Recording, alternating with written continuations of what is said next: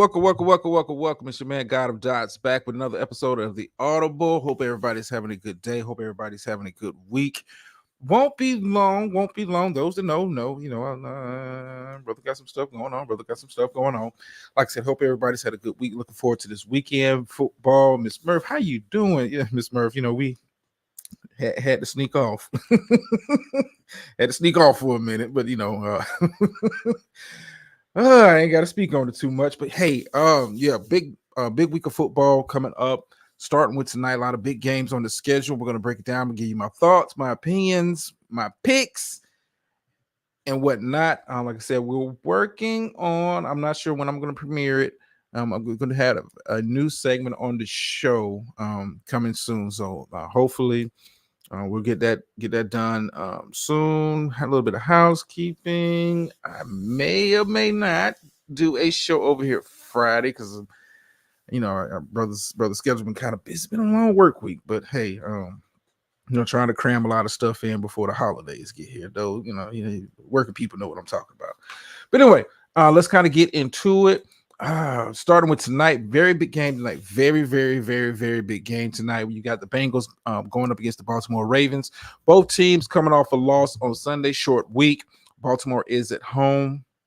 Very intriguing matchup. Very intriguing matchup. When you consider the state of the AFC North right now, I think it's about half a game difference. About a game difference between all four teams in that division. Like I said, Bengals and Ravens coming off very tough losses. Bengals losing late to the Houston Texans. Baltimore choking a 14-point lead in the fourth quarter. Hey, got to call it like I call it.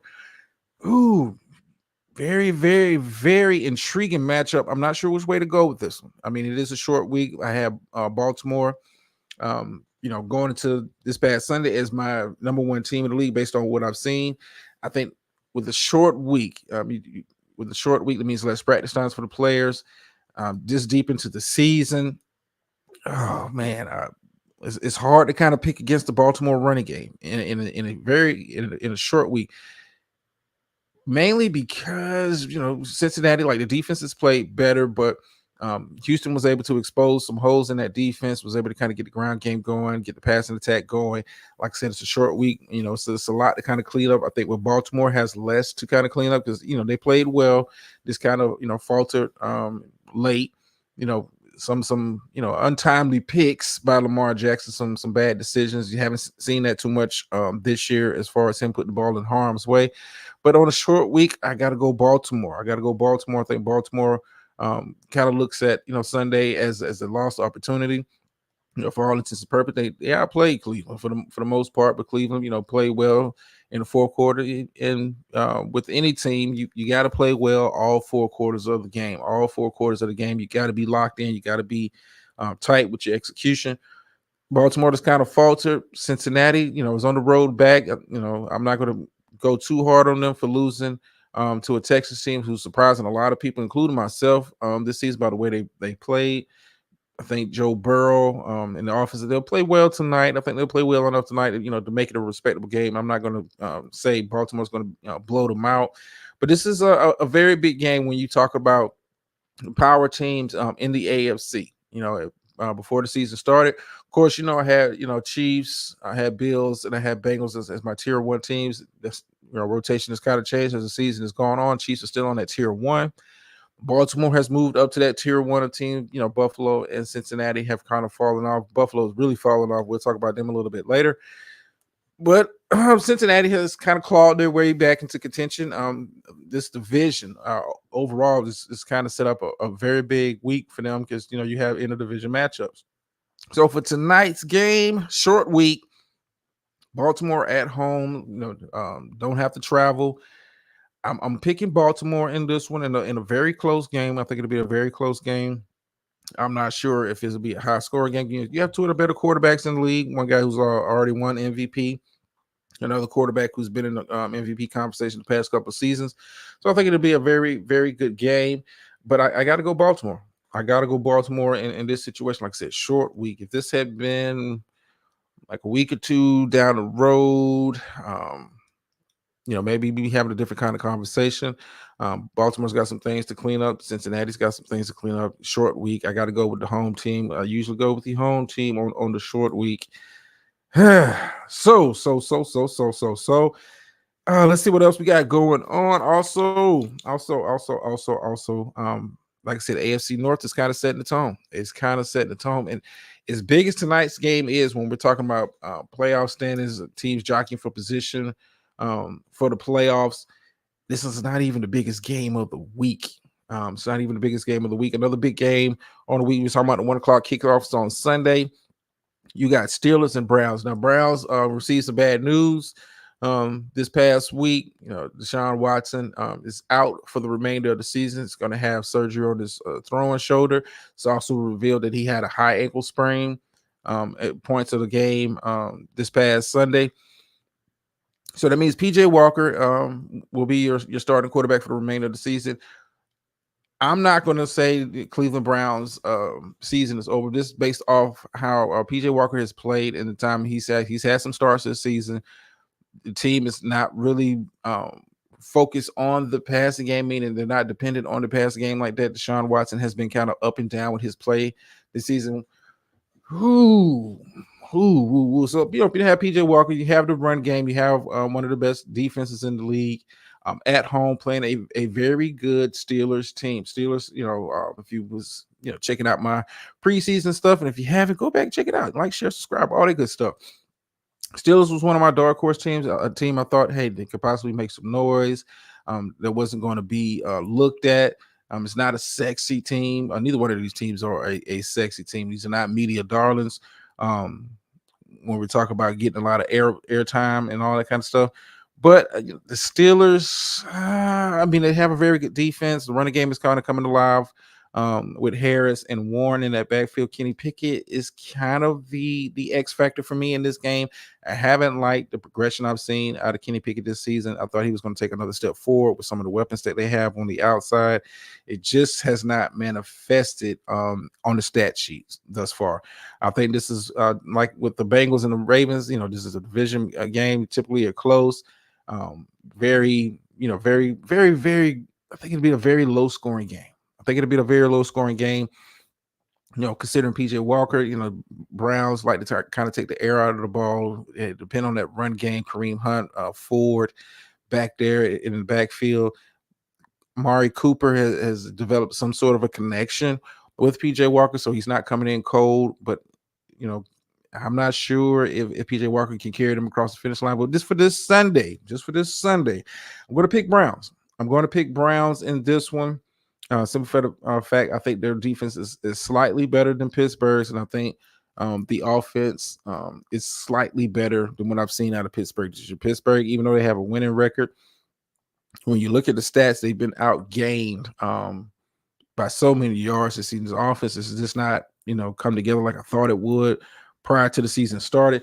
But while we're talking about the Browns and the Steelers, let's have a conversation about Deshaun Watson. Deshaun Watson, coming off the suspension down in Houston, get signed to the big contract, $230 million, fully guaranteed.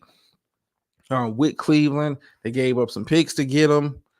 The sample size of play, I have not been impressed with Deshaun Watson. He's not returned back to form. He's shown flashes of what he used to be, but I'm not sure, excuse me, if he'll ever be the quarterback that he was. But it's Cleveland's got, you're going to have to start having some real discussions. On what to do with Deshaun Watson. Let's keep it a buck. You're not trading him. Not with that contract. You're not going to sit him on the bench. You're not cutting him. I mean, you'd be stupid to cut him. Now, typically, with NFL contracts, man, especially quarterbacks, you don't see quarterbacks get cut that much. This been any other position, wide receiver, running back, something. I'm not sure if Deshaun Watson would have made it to the end of his deal, but the deal that he signed with it being fully guaranteed, so he's getting all his money anyway. I think Cleveland's just going to have to just saddle up and and enjoy the ride for what it is.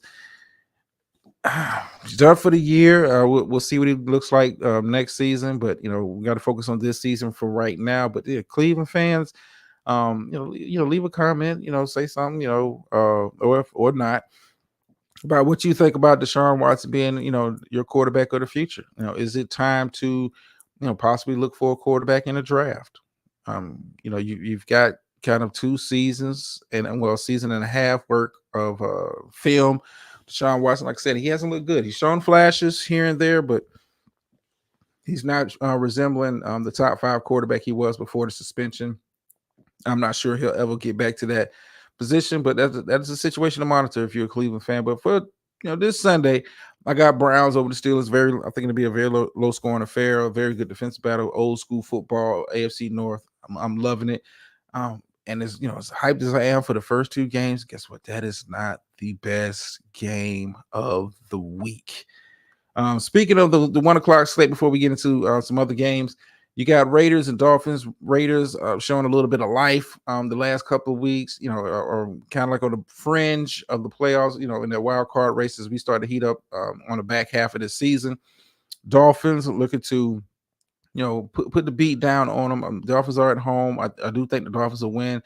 Dolphins are in a prime position right now to kind of get some space between them and the rest of the division. Buffalo is seen to be falling off. The Jets, the defense has played well, but the offense has not been able to kind of keep up with the pace that they've set.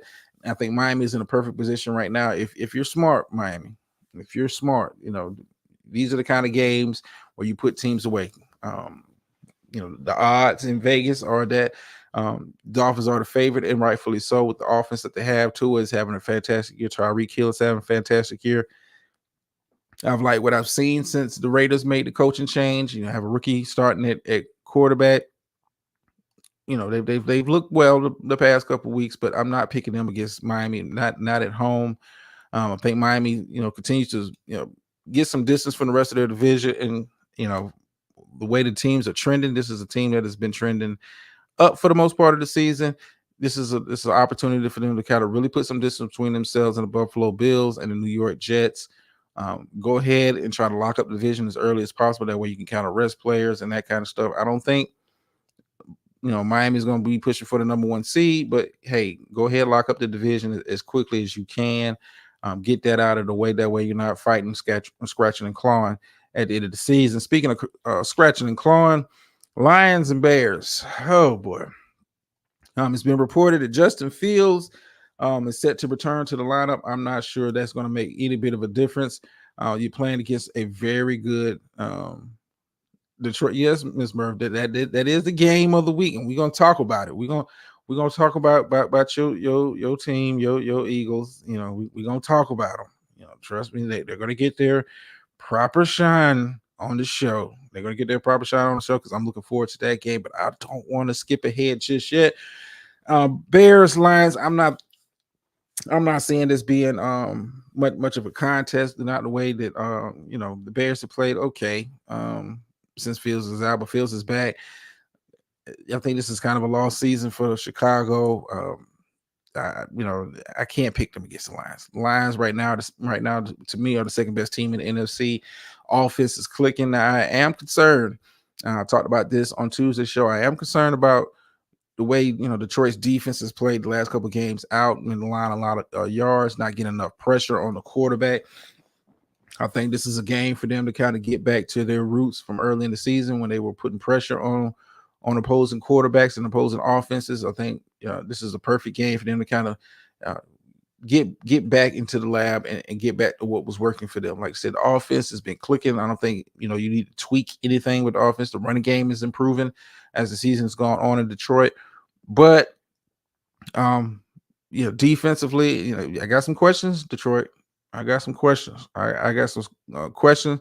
Speaking of questions, also on the 1 o'clock kickoff, you got Titans and Jaguars. Jaguars coming off the loss on Sunday when they got absolutely smashed by the San Francisco 49ers. Tennessee coming off a loss also. Will Levis is clearly shown he's going to be the quarterback of the future for this team. He's in a small sample size. He's looked good.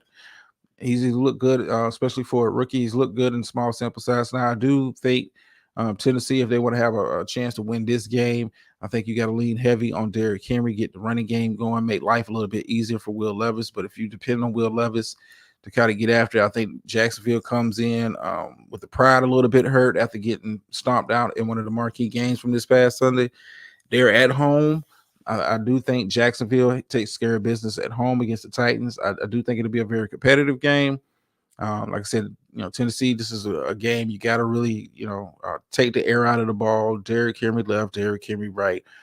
Allow Will Levis to work off a play action and tire this defense out. This defense, as San Francisco shown, can be had. Can be had as ways to attack this defense, but I don't think it'll be enough for Tennessee. I don't think Jacksonville is going to allow that to happen, especially after getting embarrassed playing one of the more elite teams in the league. This is not a good matchup for the time being. Maybe if this was a different point of the season, I might have been picking different. I think I picked Titans early in the season when they played the Jags. Correct me if I'm wrong, and I'm pretty sure Gator Girl somewhere correcting me if I'm wrong. She's got so much love for the Jaguars. I just got so much skepticism for them. Speaking of skepticism, you got Chargers and Packers. Packers are at home. Chargers coming in off a very tough loss against Detroit. On the road, I got to go Chargers. I got to go Chargers. I don't think the Packers offense is going to be able to kind of keep up with the Chargers. But here's the thing about the Chargers. If you watch them all season, it's been kind of like the same trend. This team just, for whatever reason, cannot consistently put it together for 4 quarters, week in and week out. And that's part of the reason why I'm not high on this team. I do think Chargers do make it into the playoffs, but this is not a team that consistently puts it together on both sides of the ball week in and week out. This team kind of plays down to the level of the competition. I think this Packers team is a trap game for them. Packers have not had a very good season defensively. I think they've been good. Offensively have looked hard to watch. Jordan Love this season. I know it's first year starting, but you're not a rookie. You've been in the league long enough. You should have, when you got guys like CJ Stroud, Will Levis, those kind of guys coming into the league, being able to execute at a very high level this early in their career, and you've been on the bench, supposedly learning this offense, under the watchful eye of Aaron Rodgers. I know Aaron didn't teach you shit, but you should have been taking notes and been a lot more prepared than you were. And it's shown on the field and it's shown on your team's record. I do have Chargers in this one, but it wouldn't surprise me. I'm going on record and say it wouldn't surprise me if the Chargers make this a close game. And that's why I keep saying make, because I don't think if the Chargers are playing right for 4 quarters, this shouldn't even be much of a contest. But Chargers have a habit of playing down to the level of the competition. And speaking of the Chargers, it's been reported, several news outlets, rumors are floating around that Bill Belichick may be interested if he's let go by the Patriots, which I think he should be at this point. Interest is going around that Bill Belichick may be interested in the Los Angeles Chargers as a possible new home. I know the Chargers, the current head coach, man, I'm just going to say it like this. Unless this dude win the Super Bowl, he's out of there. He's out of there. They've been calling for his head for the past 2 seasons. He's been able to kind of save his job with playoff runs. But I think when you look at the talent that the Chargers have, they should be playing much better. They should be playing much more consistently than they do. But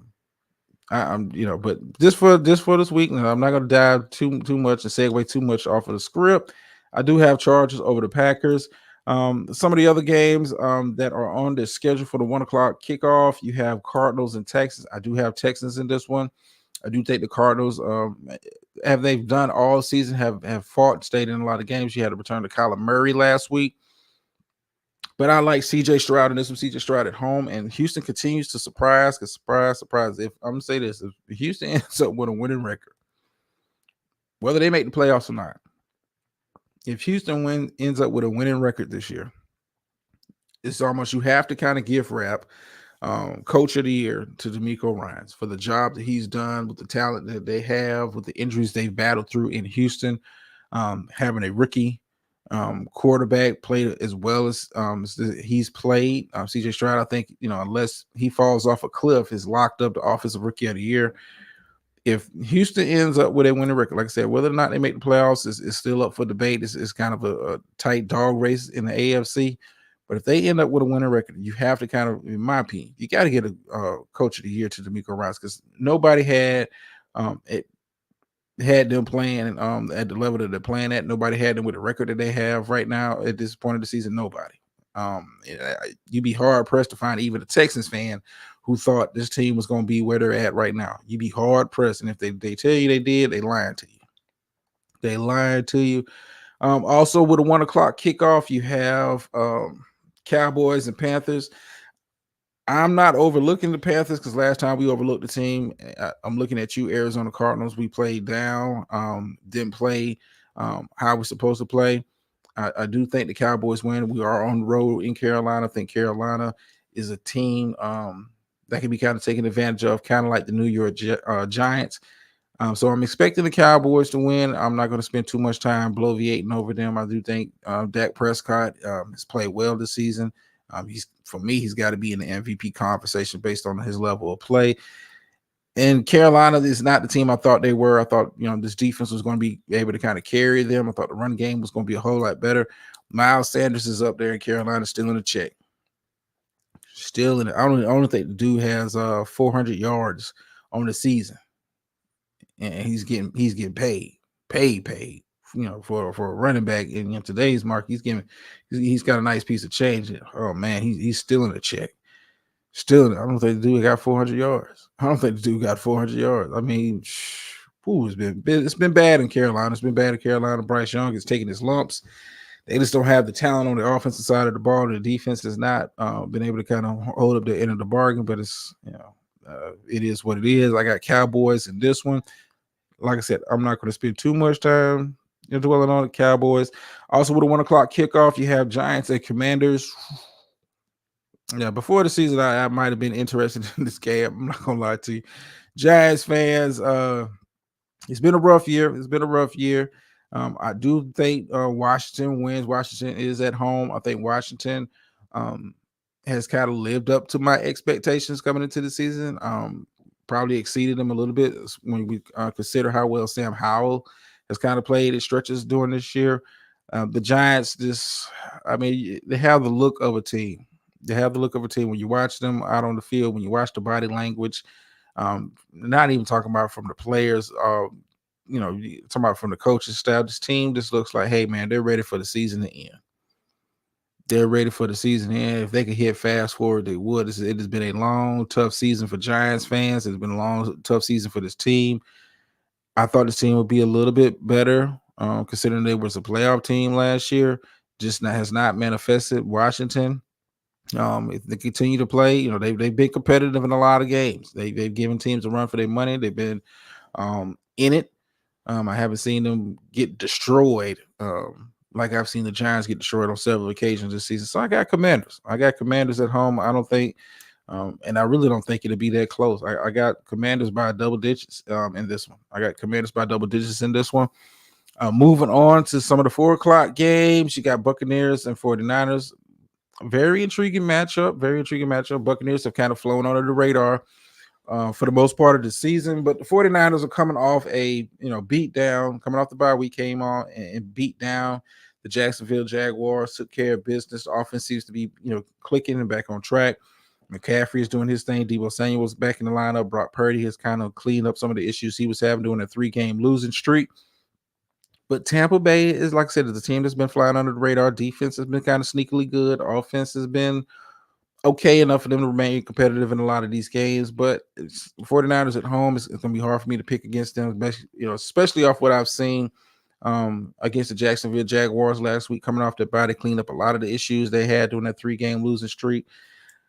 I got 49ers. I got 49ers with this, but I think Buccaneers. This is an opportunity for the rest of the country to kind of see what they got down there in Tampa Bay. It's some pieces to work with in Tampa Bay. I thought they were going to be in kind of full rebuild mode, but this team has kind of held it together, remained respectable, and right there in the hunt to win the division and make it to the playoffs. So I just don't think this is a good matchup for them. So I got 49ers. I got 49ers. Jets and Bills. I mean, I have faith in the Jets defense. Buffalo has been kind of Dr. Jekyll and Mr. Hyde. I've seen them play great this year. I've seen them play bad. Um, Josh Allen has played below standard for the most part of the season. I don't think they talk about it enough on some of these talk shows. It's funny how Dak has a bad game. There's so much emphasis and focus is put on how he's looked with the interceptions. That's a bad interception, and Dak is not this, and Dak is not that. But Josh Allen has played horrible, by his standards and by the media standards. When you consider this guy is, what are the marquee quarterbacks? One of the guys that's in the marquee, one of the guys that supposedly face of the league kind of thing. I mean, dude is on the cover of Madden.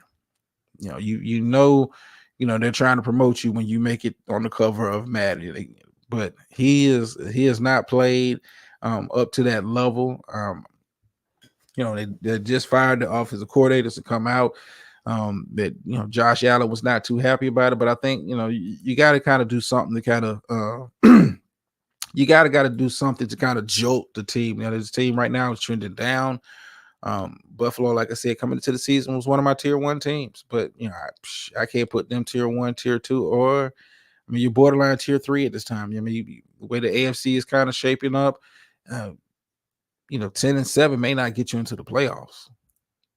10-7 may not get you to the playoffs, and this is a team right now that is 500. Like this is a critical game for Buffalo, maybe more so than the Jets. I think the Jets, people have kind of lowered their expectations with the Jets, considering that Aaron Rodgers has not been in there, and Zach Wilson has done a job.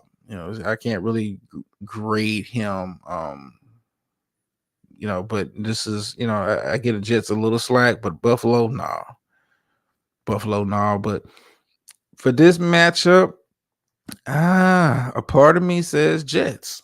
A part of me says Jets. I think the defense comes to play. I think the offense for Buffalo is very turnover prone. With Josh Allen back there, I mean, James Cook had 2 fumbles this past Sunday. This is a team that likes to turn the ball over, and the Jets have the defense to take advantage of that. I think the Jets get some turnovers on the Bills, keep it a short field for the offense. Don't put too much pressure on them to be driving up and down the field. I got Jets in this one. I could be completely wrong come Sunday, but right now, the way I'm seeing these teams play and how they're trending, like I said, and Buffalo puts the ball in harm's way. Josh Allen will put the ball in harm's way, and the Jets have the defense to kind of take advantage of that. So I got Jets on the road. I got Jets on the road in this one. You got Seahawks and Rams. Rams at home. I think I got Seahawks in this one. I'm not gonna spend too much time talking about it. Rams, have done a decent job. I've done a decent job considering the amount of young talent that they brought in. How they've kind of retooled the roster. Not a complete rebuild, but getting the young players some time. But yeah, I like how the Seahawks have been playing. I like how the offense has been playing. Geno Smith is back to playing like he was playing last season. DK Metcalf, Tyler Lockett. This offense is very explosive. I got Seahawks in this one on the road. Like I said, man, this is a big week for football. The Sunday night game, you got Vikings and Broncos. I talked about this on Tuesday. Both of these teams to me are trending. It's hard for me to pick. Broncos are at home. Your defense has kind of come alive, but something about Josh Dobbs taking control of the team with Kirk Cousins being out. Jordan Jefferson, has been kind of working himself back into shape, may or may not be back for this game. Like I said, both teams are trending up. This is a big game for both of them when we're talking about potential playoff positioning. I'm gonna have to go. Broncos. I'm just gonna go Broncos simply because they're the home team. I think they're trending up a tad bit more than Minnesota, but it wouldn't surprise me if Minnesota win this game. Josh Dobbs has looked good. There's 2 games with Minnesota. Minnesota is able to put up points with the best of them. I just have questions about the defense. Just questions. Broncos have sneakily started to play well. Like I said, this is a very big game when we're talking about playoff positioning. Broncos kind of like on the outside looking in. Vikings are right there in the thick of the wild card race. So this is very, like I said, this week of football is very, very big when we're talking about implications for the rest of the season. And speaking of implications for the rest of the season, right now, okay, appreciate it, Ms. Murph. Yeah, I'm about to wrap up either way. Um, Speaking of game of the week, you have Eagles and Chiefs. Chiefs at home, Super Bowl rematch. Eagles currently with the best record in the NFL. Chiefs right behind them. There's one loss more. Both teams are coming off a bye, so both teams should be fresh. This is a very, very intriguing matchup. Very, very intriguing matchup. And for the simple fact, I'm just gonna go. I'm gonna keep it short and simple. I'm gonna keep it short and simple because I'm pretty sure this is a game I'm going to spend a lot of time breaking down when we come back on Tuesday for the recap. I got Chiefs. I got Chiefs on Monday night. Uh, the Eagles have shown signs, especially on the defensive side of the ball, they can be taken advantage of. That you can kind of pick apart pieces of this defense, especially the secondary. And I'm just going to go with history on this one. It's hard for me to bet against Patrick Mahomes at home. It's hard for me to bet against Patrick Mahomes. But this is for me right now. Winner of this, is for me coming out of this game has got to be the clear cut best team in the NFL at this point of the season. I don't think it's open for discussion. And whatnot. So I got Chiefs. Like I said, I'm not gonna spend too much time on it. I gotta get some stuff in order. Like I said, I may or may not be doing a show over here tomorrow. We'll see. If not, then you know where you can find me on a Friday night. Those that know. Appreciate everybody for taking the time to listen. Remember, like, share, subscribe, man. It's always appreciated. And then you offer the phrase that pays over here. Sometimes you win, sometimes you lose, but every time you learn. And I'm out.